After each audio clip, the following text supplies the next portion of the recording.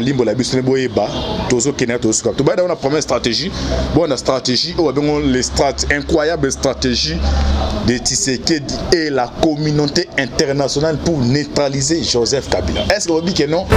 Alors vous comprenez non si ça attend un petit peu limbo la biso vous comprendre ndengeni Kabila ba ozo comme il pungu pungu tolanda. Entre-temps, la délégation de la CPI qui était arrivée à Kinshasa s'est entretenue avec l'ancien président Joseph Kabila. Une de baké na niveau nini, il y a CPI va porter plainte. Le long de tout awa plainte est recevable. Est recevable. Ni négocier na ngosi. Ba oluka ba autorité ya mboka. Ah ce qu'on a mis sur na za ministre de justice, oh je vais intégrer mes membres IDPS. Tout le baté. On comprend ba vous comprenez schéma de et pire. On a la géométrie descriptive et pire schéma on est salim. Namnicho nani azali a joué intérim et ministère de la justice et ça oza IDPS. Délégation ces pays baza awa. Bakutana na Tshisekedi. Bakutani mamukuna awa. La communauté internationale basée dans deux plans. Plan A, plan B. Plan A est qui plan sur le plan national. Au Baluka qui ni muta politique et mutumo en société civile, soit qui est mutumo église a joué engagement pour porter Kabila plainte. Alors na kati ya biloko tuwana ba pesa ki mukuna. So tali tous les arrestations mukuna mutabande ko intervenir na niveau États-Unis c'est toujours Herman Cohen.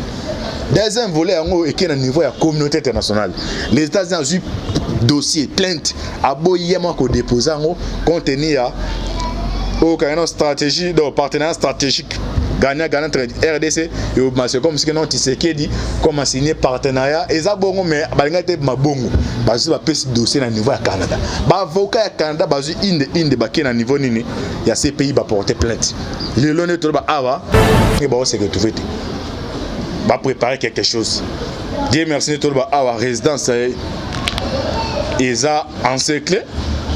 Mais qu'est-ce qui se passe là-dedans?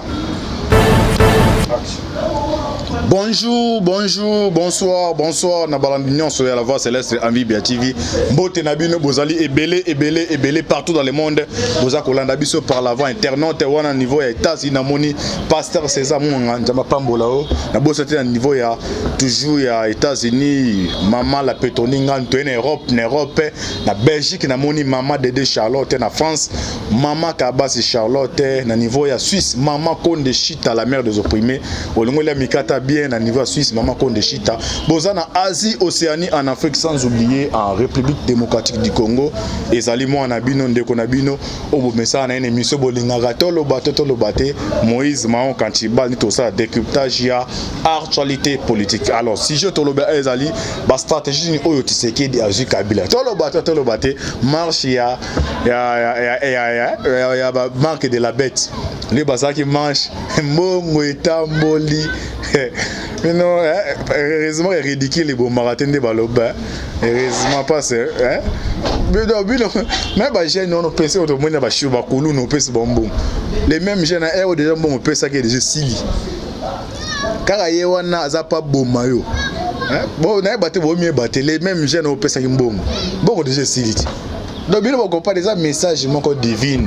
Un message on dit que Sabino que non, vous dirigez pendant plus de 18 ans, on a bien mais bien vous comprendre déjà message que non, vous avez dirigé ce pays pendant plus de 18 ans, Ngonga et Koki Bokende. Mais comme boza quoi dire si que oui bah que boza la face ya peuple, ouais on Sabino carton rouge ils ont été pour 3 ans, 5 AB 10 les pour éternité na bino do wa za docteur à rozonga rosa qui doctorat.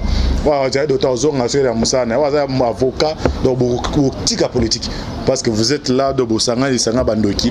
Alors, trotier la bina lelo. Oui, bah tension à niveau entre Premier ministre au Batindaï. Bah venir mais ça va se passer à faire antibal, to se déchaîner oui bah to zawa puis to zo kinderap to rusa. Awa. Sans plus tarder to dans la première article awa. Abe Chole ake confité Vital Kamerhe. Awa to bay bandaka la bandeko. Te baté église catholique na ba congolais mususu bazo lukanini. Banani bato ça marche à 15 millions. 15 millions, ce que Kamerhe procès les 5 fois. Et là, si le monde entier noir, c'est bien que non, il a volé l'argent. Aïbimbong, caméra Aïbimbong. Alors, Abbé Cholé a quelques visité dans l'imposition Makala. Ni les a qu'on s'est préparé dans Wanakati. Tu décortiquer, tu vas dans le premier article, Bissame Bolanda. Comme ça, tu as côté de ma camisée belé, c'est important. Tu as un premier article comme ça. Tu limbola biso nabino. Alors, na premier article tu as awa. Premier article d'abord, tu bandi la stratégie oyo les États-Unis d'Amérique a monté contre, y compris contre Joseph Kabila. Vous voyez qu'il y a cyclé mon tambola qui non. Tous les bassodos vous n'allez pas politicien, ma pèse bango tamba lukaba gagner armée. Alors situation exact s'est passé à niveau à Katanga, c'était pour permettre tout limbo la bus boyeba, tozo kenya tozo. Tout bas dans la première stratégie, bonne stratégie, ou bien les incroyables stratégies de Tshisekedi et la communauté internationale pour neutraliser Joseph Kabila. Est-ce que vous dites que non, à niveau armée toza réunis côté en la même ligne, toza qui n'a plus de 120 généraux. La carte a 121 généraux, mais à l'exception généralement qu'on a quitté, c'était le général John Numbi. Nous avons déjà à contacter Katumbi. À contacter Katumbi par voie émissaire pour na koluka pour na bango babi que non, c'est comme si ba Katangé ba se retrouver ba préparer quelque chose. Dieu merci tout ba awa résidence eza encerclé mais ko eza ko ya toye ba awa qu'est-ce qui se passe là dedans. Autant de déclarations à John Numbi, on ne m'a que déclaration il y a un militaire, mais on a que nos déclarations il y a politique, il y a politicien. Alors tu vois, dans la stratégie, tu as l'ambition de calmer boyba, toza wapi tozo kene wapi tokosuka wapi. Calmer tu balancer les bino pe vidéo, il y a apôtre Godé le coteau dans le niveau Norvège. Tout d'abord, le président Félix Tshisekedi convoque tous les généraux à Kinshasa pour une réunion de l'état-major élargie au commandant zone de défense et commandant région militaire, bref, tous les généraux. Donc, commandant tout, commandant zone de défense. Aux zones de il y a tout les minions sur la région militaire, ils convoqué à Kinshasa. Ah, vous comprenez bien ce que vous avez dit.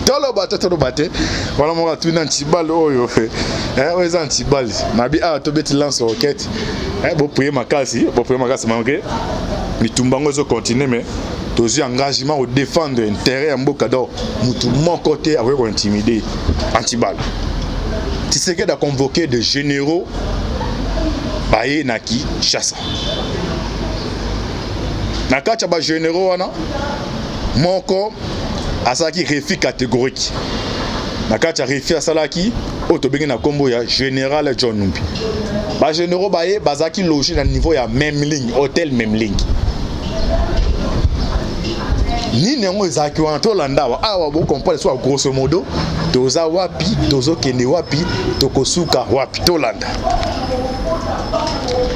À l'issue de cette réunion, tous les 120 généraux de l'armée font allégeance au président de la République. Autant qui déclaration na bango bino to bolani par les réseaux sociaux, oyo ba aussi on va porter soutien na bango ya République et puis na commandant suprême au babengi na kombo ya Félix Antoine Tshisekedi Tshilombo. Mais na casse na bango toujours à l'exception ya généralement encore John Numbi. Et puis vous voyez ba lelo pour nani ni Tshisekedi dans une place à John Numbi à remplacer bilo stratégie yo. Ba bazo comprendre. Tout le battre même na niveau moura pour monaki il ont ka petakei Christian aïe. On comprend ce que la stratégie wana des enfants match à balle. 11 à Kebwe, 7 à Kebwe, alternant au PC à coaching, tu comprends Bolanda. À l'issue de cette réunion, tous les généraux, tous les 120 généraux font allégeance au président de la République par un communiqué final. Tout logé à l'hôtel Memling à Kinshasa. Et pendant ce temps, la présence de la République annonce qu'une formation est organisée aux États-Unis. Vous comprenez bien, beaucoup de le commandant suprême. Les 120 généraux basés logés dans la même ligne.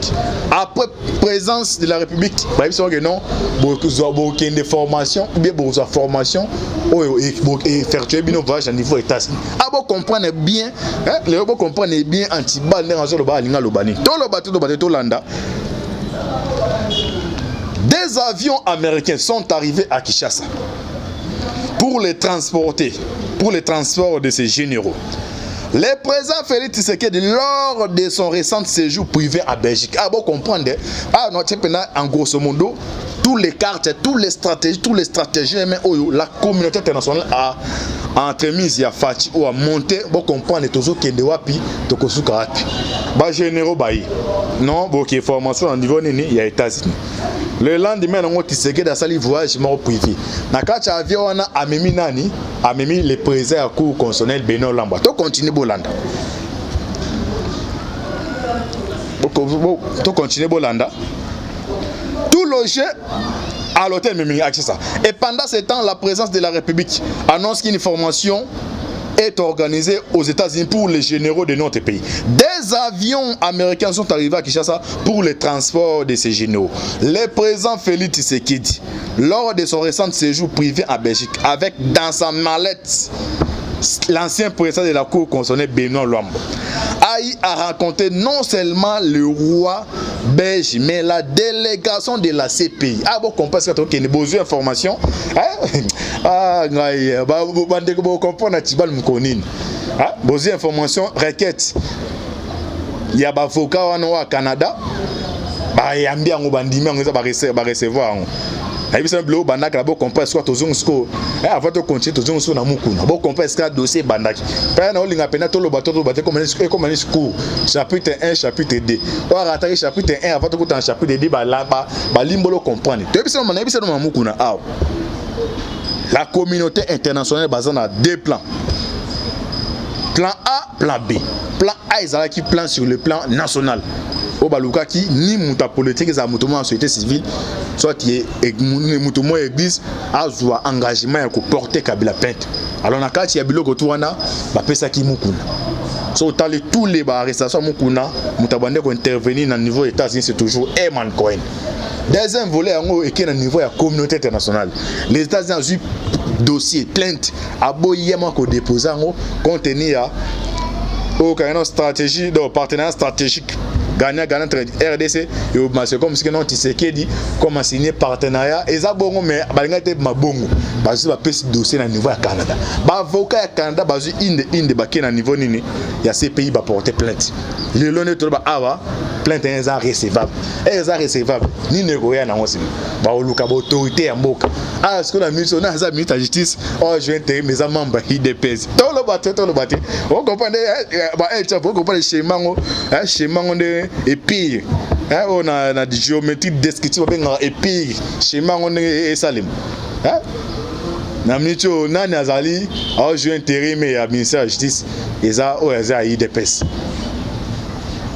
délégation ces pays baza bakutana na Tshisekedi bakutani to continuer to là d'abord tout six articles sur limbo la bino membres belé a rencontré non seulement les rois belges mais la délégation de la CPI mais aussi surtout les commandements militaires américains chargés de l'Afrique MISMA.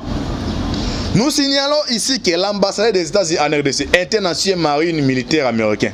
Entre-temps, mon ambassadeur au hasard, Marc Amer au hasard, à travers un service de renseignement une centrale internationale agence à niveau de Côte d'Ivoire entre 2002 date des activités au Monaza à travers qu'on entend que tu es déjà ni accompagné moi ya Masanga Mazaki agent ya service pour nani e ba accompagner que Bagbo a commencé à lire moi ko se poser na ba occidentaux ba dépêcher qui tinda e abet kuna ba 3 ans ba 4 ans sur ba 3 ans ba date pour essayer ça mais en histoire ni ba abet ba 3 ans ba 2 ans tinda ke kuna ba ba no moto c'est ça ninga si yana service en travail bon mon na balima na ba che ba changer déjà c'est comme déjà agent service a dit que non RDC ils ont ba frontière autant tant président de la République côté tout a eu formation ba top secret pendant des émissaires ba firme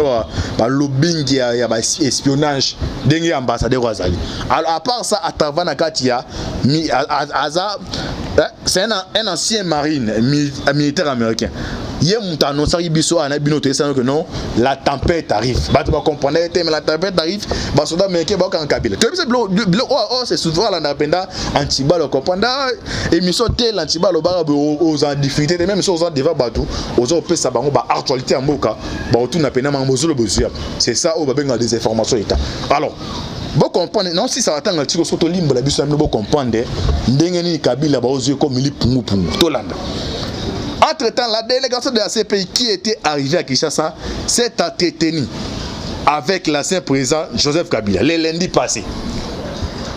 Actuellement, les services de sécurité et renseignement américains et israéliens sont en train de se éparpiller et font le travail accompagné parfois de la MONUSCO.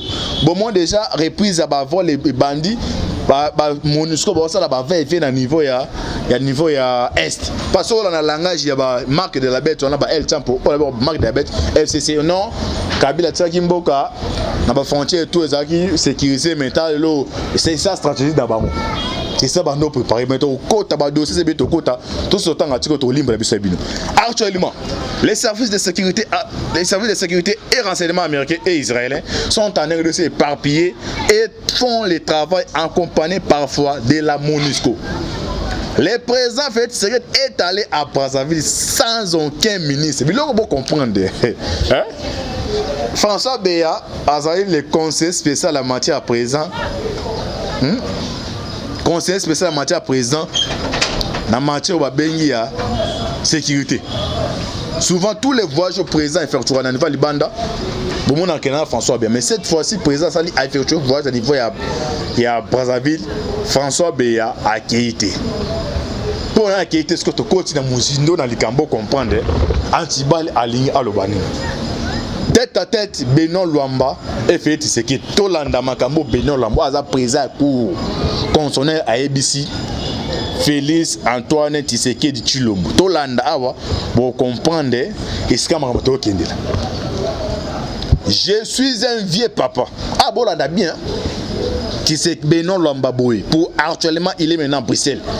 Hein? Parce que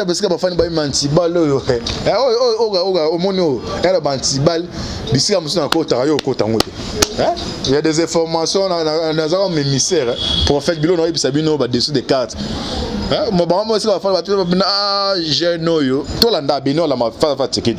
Je suis un vieux papa. Je ne vais pas quitter cette terre sachant que j'ai trahi mon pays. Juste pour les intérêts de la République de la Kabila. A déclaré la président. A continué à lobby. Toland à lobby. Dossier a dit. Ok. La pression devient insupportable pour moi. La pression. On parle français, tout le poteau.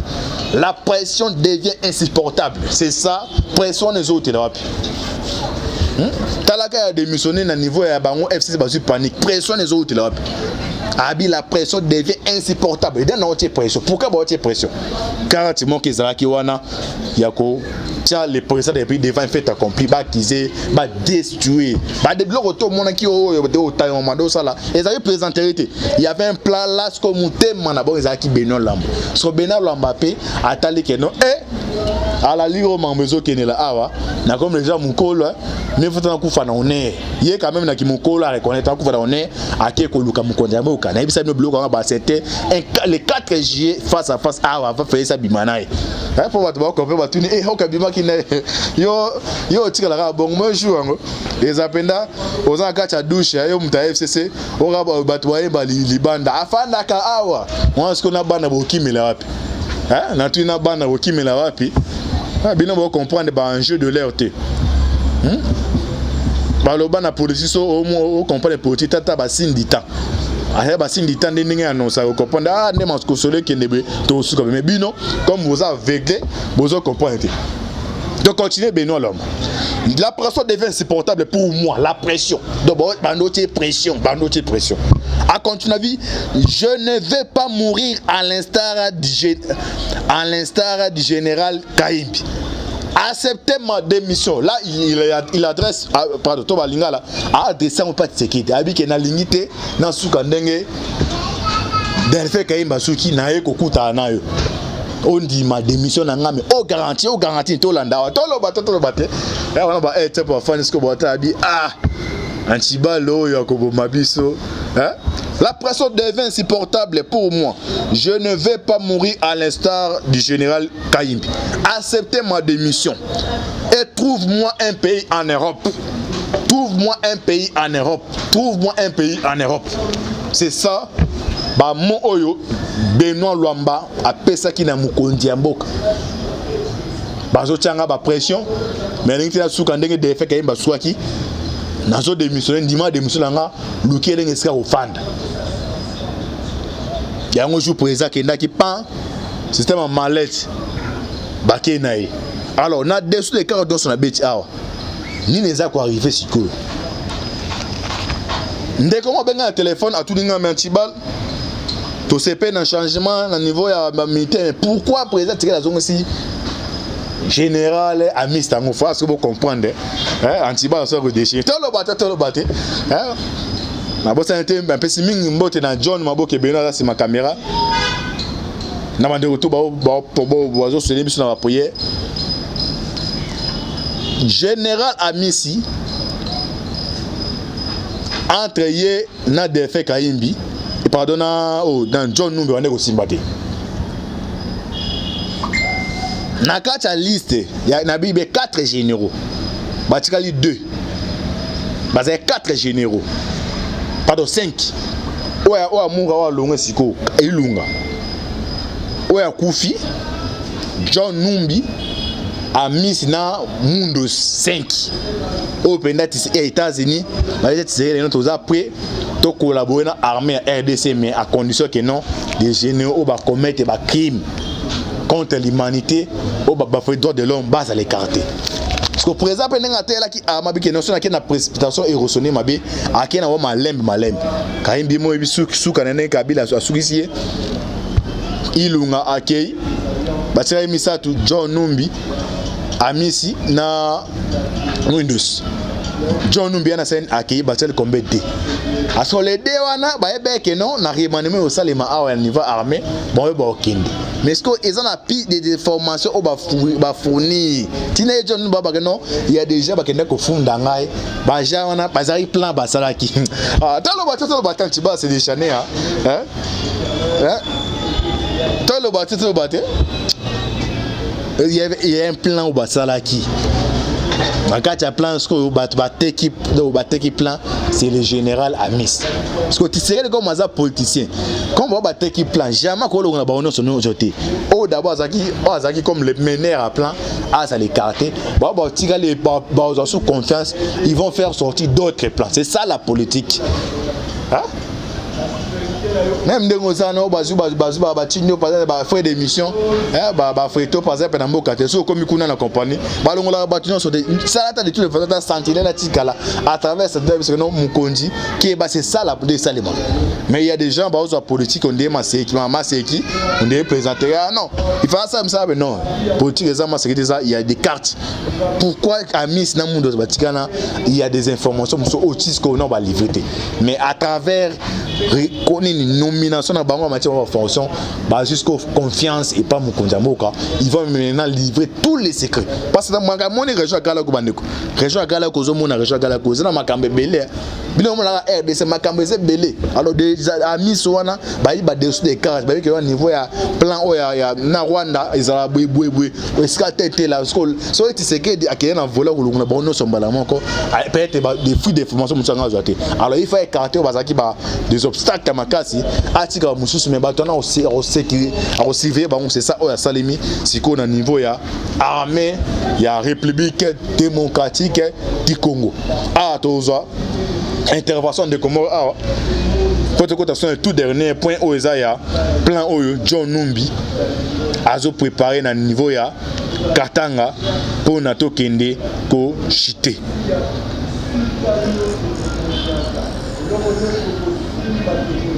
Tout d'abord na plan d'abord ya oyo John Numbi a préparé na niveau ya Katanga pour to chité. Biso nyonso na bino que non na makambo aliwa shebia John Numbi azaya na kati.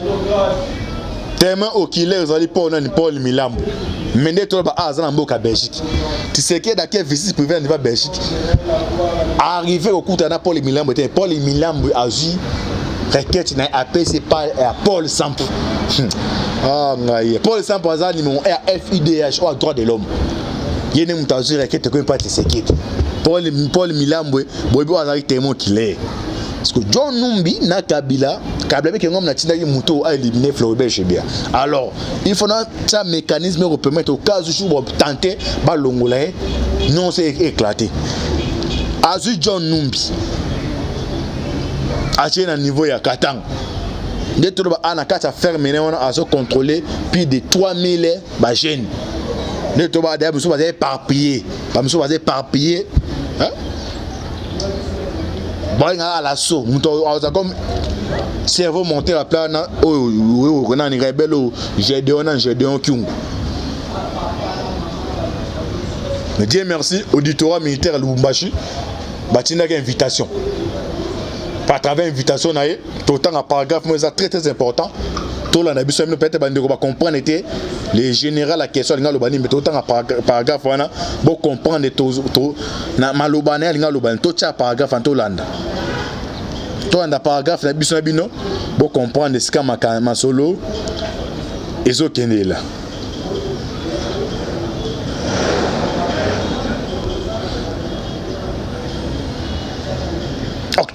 D'abord, article comme ça, donc on est bien. La justice militaire invite à interpeller le général John Numbi. La sortie médiatique du général John Numbi sur les récentes nominations par le chef d'État n'a pas rencontré tous les esprits de la même façon. Nombreux sont ceux qui estiment que ce ex-inspecteur général de l'armée congolaise a défié l'ordonnance du président de la République.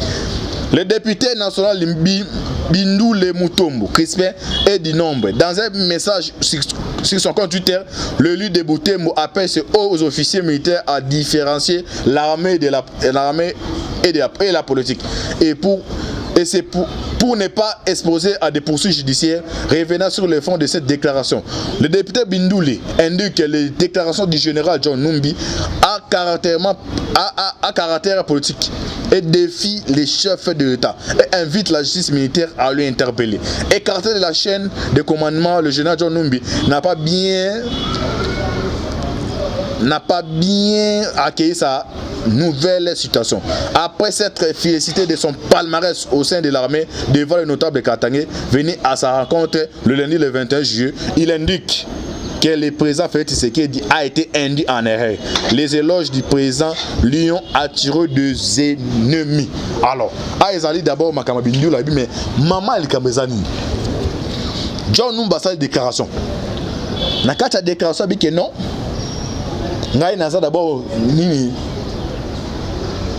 l'agneauté. Donc c'est l'agneau qui ôte le péché du monde. Dans ça agneauté va pousser azongi la caractère disciplinaire militaire. Donc ça dit asimam dit pour revendiquer. Quand un général Nabara John Numbi a tenu ba papa bongo bandeko les a présenté, il faut jouer pendant en sérieux ma casse. Alors dès que ba awa réunion ya conseil de ministres Zoko Talelo. Il lunga ça qui rencontre na président boy. Ah lelo mukoma bolela awa. Il lunga ilukamba. Oyo ba Shadari ba El Champo ba ça ko manipuler on demande na muké ça déclaration bo zolinga ça la bras de fer avec les chefs de l'État. Ndetro ba ça qui audience ko tam konza ba boy yango NON. Na réunion conseil ministre lelo. Na réunion conseil ministre lelo. Si pour ezali. Antibala za be formation bo ka moto so moni ba botoleli ba système vidéoconférence ba ka téléconnexion ilunga yukamba bato ba tindo ba ndio na reba Shadari wala be ba El Champ pa de ba tindo yeme yone tunda ka sinda suri wapi yeme alobi alelo ba boyo déjà ko recevoir ni audience na niveau présence. Alors les lorena conseil ministre au Soukandeni Mta président vous avez les chefs d'État. Entre les les balabala kuna d'aba nomination déjà ba remise repris au Salem. Tous à la brancher makasi pour faire sa confiance. Dans deuxième épisode de Goya, le troisième épisode to côté l'épisode musu ba dessous des cartes musu boyeba. Situation politique à RDC, to sein à l'église catholique. Bo senga ki état des droits et en envoie. Yerusalem. Présence ya Abesho et na Makala pour na procès à Vital Kamerhe. Ils ont makambo na kati ko ebele. Mais to senga na ba sango boye belo ko bozoluka. Procès à Kamerhe la namri na télévision de balance au balandaki. Oh ben là c'est noir c'est blanc que non. Kamerhe aibi mbongo. Alors to suka wapi na makambo to kende boye. De to longo a directement to ke na niveau ya TG ya Gombe. To la verdict final. Oyo kuna muto okata Pierrot, juge Pierrot a quatre les caméras 20 ans. Il reçu quand est-ce que caméra a reçu la quitter, caméra a reçu la grâce, caméra a reçu Kawapi. Toué bango na prochain numéro, toujours avec votre humble serviteur Moïse Maoka Antibal. Otozo engagement biso na bino émission na bino bolingaka tolobate pour na ko informer bino en temps réel. Vous priez ma casse pour Nabiso. Vous priez pour l'équipe Mouvement à la Voix Céleste. Vous priez pour Natolo Bato pour notre courage. La Mukatongo, qu'on peut s'abonner des informations d'État, des informations en temps réel pour Nabozala informer. Aussi dessus des cas dont les actes s'est passé. Nous sommes lobby à Wazapena analyse. Ou ebi ko landa ko ça ba analyse moi ça sérieux concret à comprendre et l'on a le bas. Quelque chose déjà qu'on s'est préparé. Maintenant les gens s'est préparé. Pour prier les bons dieux. Pour prier Zambé. Pour en vie. Pour nous permettre anti-balle. Tous les millions le bateau le baki et zala réaliser. Zambé abattre la bino. Merci mingi na mesusu na pesi mbote mingi na maman Kabasi Charlotte Oazaki malade aza guéri. Merci mingi susu na maman Konde Chita la mère des opprimés. Merci mingi na maman Dédé Charlotte bande koto baza branché au na Antibale apôtre Godé Zambé azana bino. Prochain numéro. Bye bye, ciao. Où tu rendras compte devant le Seigneur toute ta vie sur terre. Après avoir tout gagné, l'on s'en va seul, sans rien amener. Faut me perdre tout plutôt que de perdre son âme. À quoi bon tout gagner, demain sera que vanité. Faut me perdre tout plutôt que de perdre son âme. Perdre son âme. À quoi bon tout gagner, demain sera que vanité. Moninga, tala tangwe koleka moninga, tala bato bako kende. Kosala lolendo na mokili okanisi mokili yango yayo etala bato bakoleka tango ekomema ngai tango ekotika moto te bakulutu bayakala basi bakende moninga tala tango ekomema Papi Charles Mombaya si akenda kala otango eza komema ya mari si akenda ye misa mungolo we tala tango ebebi ye papa de baba si akenda kala tango eza koleka ale moloto we si akenda kala potango eza koleka ata mobutu sesese kokukungwendo wazabanga asi akenda kala tango eza koleka Mzee Laurent Désiré Kabila akenda kala tango eza koleka tango ekotika moto te tango ebangaka mokolo te liwa abangaka mokolo te abangaka peleki te abangaka moto mbongo te ayokaka mpe mobola mawa te liwa etango ayaka amemaka moto nyonso tango ekoleka ndengela bomoi na yo epa na yawe tango ekomema ndengela bomoi na yo mokolo na yo ekoya okokende ndenge nini le temps passe, ne s'arrête jamais. Le temps passe. Moninga, tala tabwe kome mai. Moninga,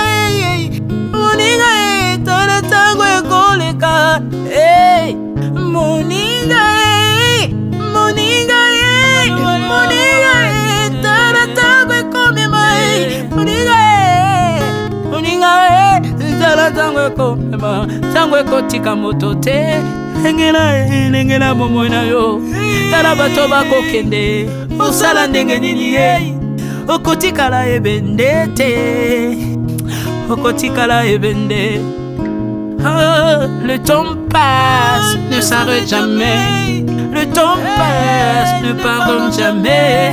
Le temps passe, ne s'arrête jamais. Lengela bomo moninga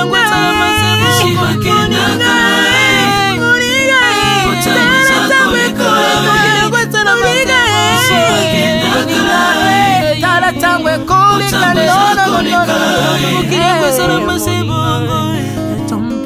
ekolo nyonso bato bakokenalela mpona nini nalela mpona